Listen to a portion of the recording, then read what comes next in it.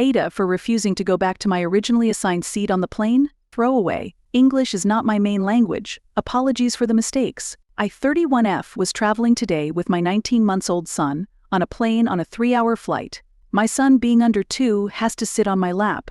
I also had a big backpack with all the necessities that I keep on the floor and easily accessible. It can get crowded fast, but it's just how it is when you travel alone with a young child. I got assigned a random seat 12C at check-in and ended up being in a row with no other empty seat, although I appreciate it when there is an empty seat next to me as it greatly improves our flight experience.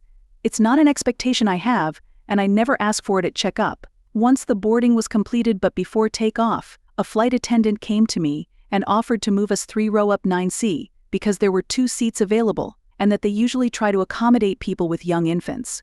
I was delighted and accepted right away. The flight attendant helped me move my things and explained the situation to the other passenger on row 9. The passenger did not appreciate it at all. She started complaining to the flight attendant that she was planning to sleep on the flight and that it would be impossible now, that she specifically chose this seat while checking online because the row was empty and it's going to be a nightmare now. The flight attendant simply explained that both my seats, old and new, are standard, that the woman only paid for her own seat, and that their policy is trying to accommodate young parents if possible. The woman then told me that I should be ashamed to impose all this noise on people that are just trying to enjoy their flight, especially since it wasn't even my seat and I didn't even pay for it. Honestly, I'm really not good with confrontation. I usually end up either crying or apologizing, so I just ignored her all the way, as if she didn't speak at all. That got her even more angry, but she finally stopped complaining after a while. My son ended up crying only once. I got some stinky eye and some other rude comments, but all in all, the flight was way more comfortable for us this way, so I don't really regret switching seats.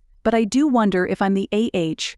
It's true that I didn't pay for that seat, and that it wasn't my originally assigned seat. AITA here? Follow.